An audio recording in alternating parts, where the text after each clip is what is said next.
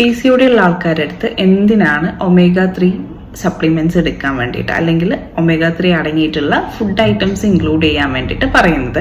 ഒന്നാമത്തെ കാരണം എന്ന് പറയുന്നത് ഇൻഫ്ലമേഷൻ കുറയ്ക്കാൻ വേണ്ടിയിട്ടാണ്. PCOD ഉള്ള ആൾക്കാരിൽ ഏറ്റവും കൂടുതലായിട്ട് ബുദ്ധിമുട്ടുന്നതെന്ന് പറയുന്നത് തടി കുറയ്ക്കാനാവുന്നില്ല എന്ന് പറയുന്ന കംപ്ലൈന്റ് ആണ്. ഇത് ഇൻഫ്ലമേഷൻ കൂടുതലുള്ള ബോഡിയിലാണെങ്കിൽ തടി കുറയ്ക്കാൻ വേണ്ടി വളരെയധികം ബുദ്ധിമുട്ടും. രണ്ടാമത്തെ ഒരു കാര്യം എന്ന് പറയുന്നത് ഗട്ട് ഹെൽത്ത് ആണ്.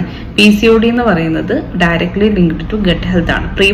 മൂന്നാമത്തത് എന്ന് പറയുന്നത് ഹോർമോണൽ റെഗുലേഷൻ ആണ്.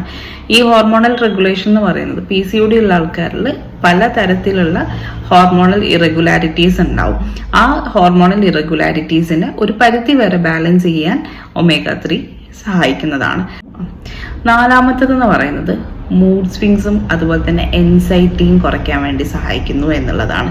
PCOD ഉള്ള ആൾക്കാർ ഏറ്റവും കൂടുതൽ സ്ട്രഗിൾ ചെയ്യുന്ന ഒരു കാര്യമാണ് റിപ്പീറ്റഡ് ആയിട്ട് മൂഡ് സ്വിങ്സ് വരിക എന്നുള്ളത്. ഇനി omega-3 നമുക്ക് ഏതൊക്കെ ഫുഡിൽ നിന്ന് എടുക്കാൻ പറ്റും? ഫ്ലാക്സ് സീഡ്സ് ഉണ്ട്, വാൾനട്ട്സ് ഉണ്ട്, അതുപോലെ തന്നെ ചിയ സീഡ് ഉണ്ട്. ഇതല്ലെങ്കിൽ സപ്ലിമെന്റ് ആയിട്ട് നമുക്ക് എടുക്കാവുന്നതാണ്.